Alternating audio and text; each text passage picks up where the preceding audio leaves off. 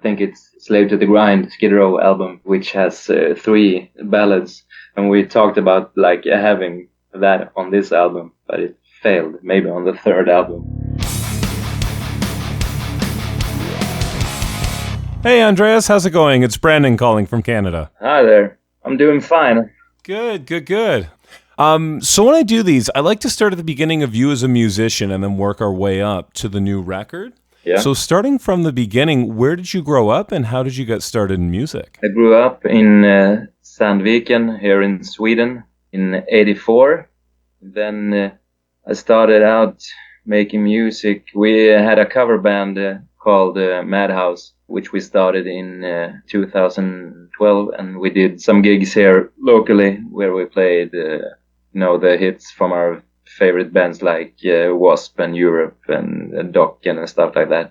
And then we had one gig that we thought was so very good, and the audience was very excited, and then we thought we would start making our own songs. And back in 2016, I think, we did our first song, which is Fool for the Night from our first album. Oh, that's so funny. Tell me about sort of growing up. Like, do you have any training in music? How'd you get started listening to music, and who were some early influences for you? No, I just been a big fan of music. I think I started out with Michael Jackson, and then I went into some Metallica, but shortly after I went into more like power metal and stuff like Halloween and bands like that. And then when I first met the band Skid Row, I thought, what the fuck is this? This sounds like funk metal. And then I changed my mind, and then I was stuck with that kind of music. The latest maybe 10 years, I've been more and more into 70s bands and stuff like that, like Deep Purple and Triumph and stuff like that. But oh, there you go. Well, I'm Canadian, so you said Triumph. That makes me happy. Yeah, that's my favorite band. Oh, really? Oh, fantastic. Yeah, they're one of mine too. I'm a huge fan. Especially, I'm also a singer like yourself, so Rick Emmett is just one of the best to me. Yeah, he's amazing. We saw them back at Sweden Rock in 2008. Oh, amazing. Yeah. That festival has to be unbelievable. That's always, every year I look at the lineup and just go, oh my God, I would love to see this festival. Yeah, it's amazing. But I had a child, he's 7 weeks old, so I had my 20 years in a row Sweden Rock Festival as an audience and a fan, been there, and this year I had to stay home, so it's the first time different for me. Oh, that's a bummer. Yeah, especially you mentioned Skid Row, and I'm pretty sure they just played there, if I'm not mistaken. Yeah, with Eric Grönwall from Sweden here. Had you ever seen Eric play in Heat or any of his other things he's done? Yeah, he had actually played here in Sandviken. It's a small town here. It's like 20 miles north from Stockholm. They played here a couple of times, and I think he played here like acoustic night. Then I've been to Firefest, me and my buddies here, for like 9 years in a row, and I think they played there several times as well. So yeah, I've seen him many times. But it's a bummer I didn't see Skid Row this time, but I think I will soon. Yeah, he is phenomenal. I've seen Skid Row many times with Solinger, who was great, with ZP, who was great. Yeah. Missed them with Harnell, but seeing them with Eric is like, oh my God, this is the band I remember. Yeah. This is the band who put out Slave to the Grind. Like, it's not like, yeah, this is quite good, and it's like, oh my God, this is it. Like Eric is just an absolute breath of fresh air for the band. Yeah, absolutely. It's funny you mentioned Firefest. Did you ever see Shy play at Firefest? Shy, I seen Shy there, and several other bands that I probably will never see again. Firefest is even more amazing, and it was more amazing than Sweden Rock is, in my opinion. They really dig up the old bands and put them together, and great concerts there. Yeah. TNT, I saw them here in Sweden, Rockland, Sala. It's a town between here and Stockholm somewhere. And a friend of mine really looks like Tony Mills. And when we came there and we just sat in the bar, and people came up to him and asked different questions, and when he was supposed to get on stage, and we didn't actually know, because this was maybe just in the beginning when he was a singer for TNT, and we didn't actually know about that. We just went to the concert, and then when he got up on stage, we understood why. That's amazing. So you talked briefly about Madhouse. Tell me how Madhouse originally came to form. Was it just all people you grew up with, or how did the band come together initially? Yeah, all of us were diehard fans of rock and roll. We went to festivals and stuff, and then we had some guitars with us on, I think it was Sweden Rock Festival, and we sat down and tried to play some stuff, and then we did, I think it was Iced Earth, Watching Over Me. Oh, okay. And I sang that one, and people started saying that I could sing, and then from there we started a cover band, and then we borrowed all the instruments. I think the only one who actually played for real was the other Andreas in this band, but he was a drummer back then. So and then another friend who was a better drummer joined Madhouse, and then he stepped over to play guitars, and now he is a bass player. So it was just a thing for fun in the beginning, but when we started making our own songs, it was really for real from the start, I think. Yeah.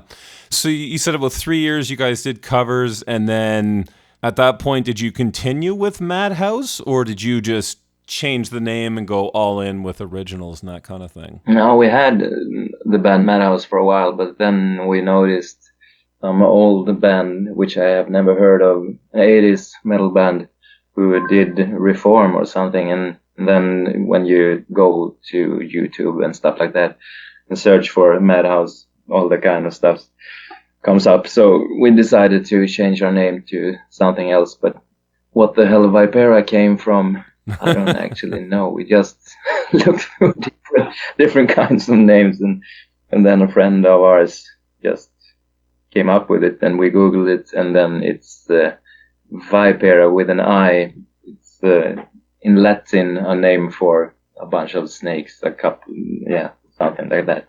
So, and we just thought it sounded cool and was pretty easy to attach. Oh, for sure. And then you do the classic thing that if you're inspired by the 80s, you've got to do that, change an I to a Y, right? That's always yeah. Queensryche and a million other bands. Yeah. Now, how did you guys come to get a contract with Frontiers? Did you just send them a demo and they liked it, or is there something else to the story?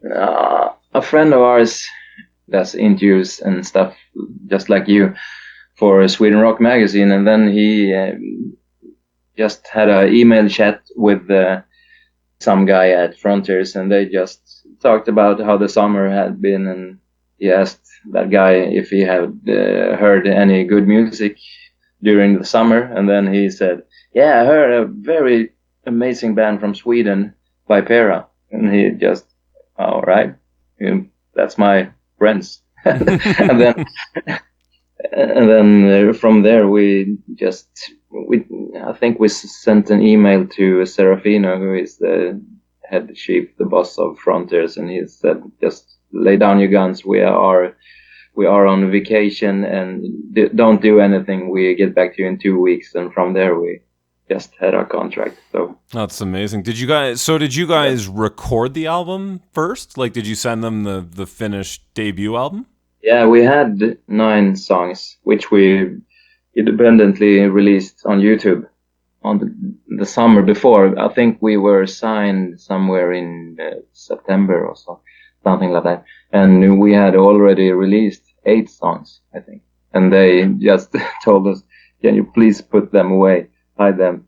And when we got signed, they wanted like 3 more. So we were just in the works to just put out the album ourselves, and so it was recorded. Yes, we did. I think it was Fantasy, Spellbound, and the piano version of Standing on the Edge, which when we got signed, because they wanted 12 songs or 45 minutes Yeah, which, I mean, to me is about the perfect length for a record. Most of my favorite albums are about 45 or so, 40 to Yeah. 45. Tell me about recording that record. Where did you guys do the record? I mean, the album, both this and the other one, they sound like a continuation of the same production and sound. Where did you guys record that? We recorded it in our studio, and the drums on the first album in Gävle. It's a city 2 miles from here, where our producer and the lead guitarist Cedric Forsberg has his own kind of studio. So we recorded ourselves, and then we had a guy from the same town there, which mastered and mixed the album. And the same thing with this album. I think we did a little bit more ourselves on this new Race of Time album, actually, because we wanted to add some more stuff and learn how to record an album ourselves.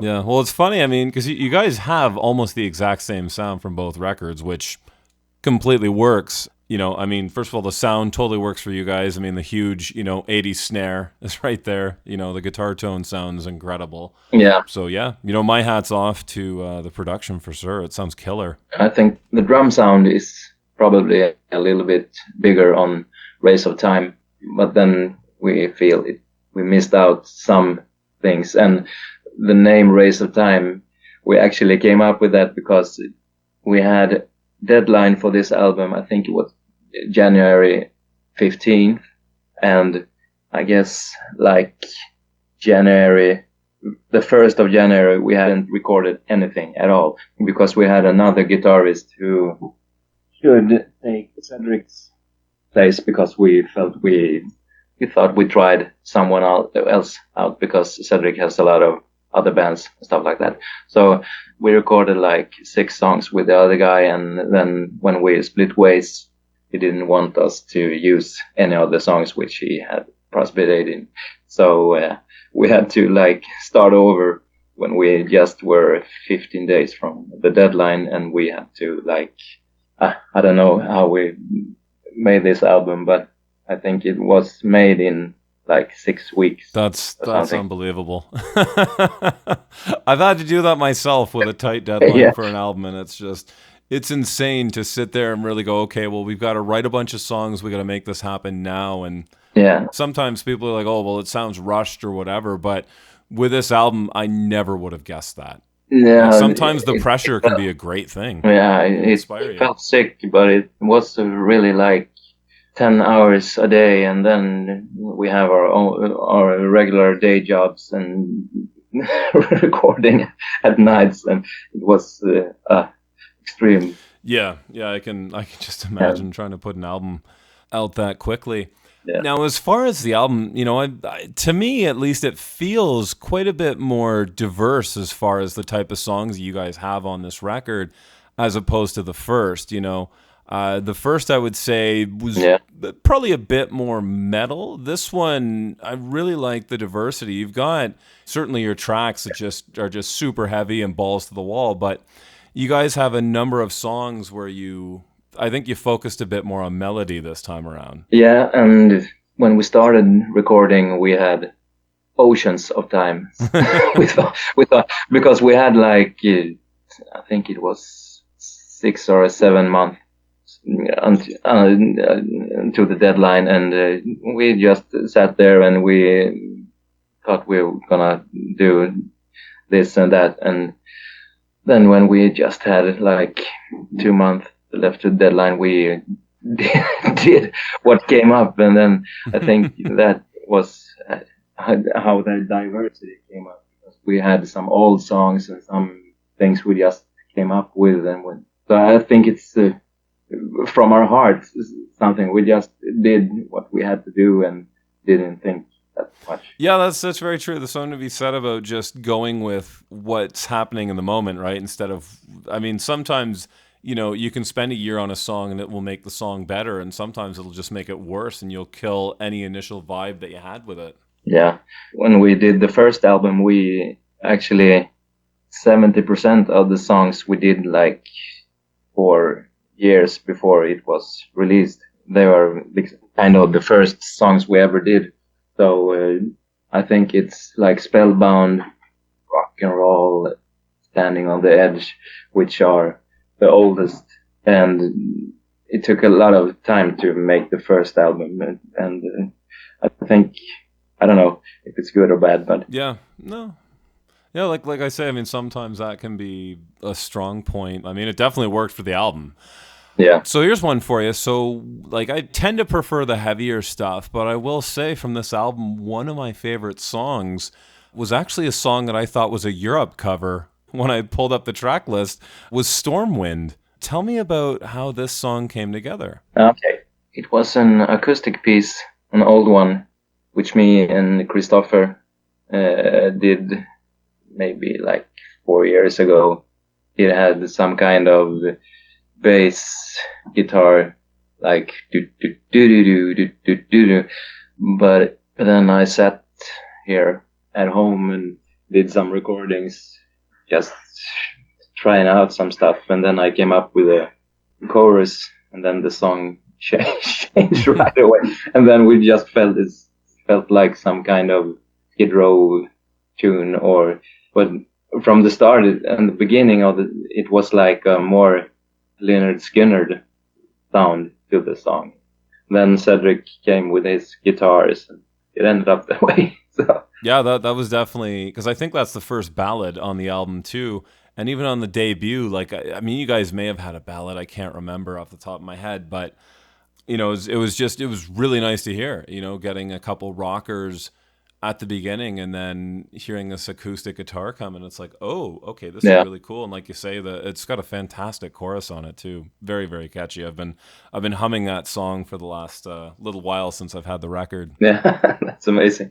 We actually talked about like I think it's Slave to the Grind Skid Row album, which has three pretty identical ballads, and we talked about like having that on this album, but it failed. Maybe on the third album we take those three ballads. That's funny. So, as far as this new record, what are some of your favorite songs from the album? Or are there any that stand out as far as like the way they were written, or a lyric that means something to you? Like, what are some songs that kind of stand out from this record for you? It's actually all of them because we were in such a hurry making this album, so it's like small stories about all of the songs. But Speedin' was like the worst song we have ever heard the day before we rewrote it, and because we were like, this is the worst song we have ever did.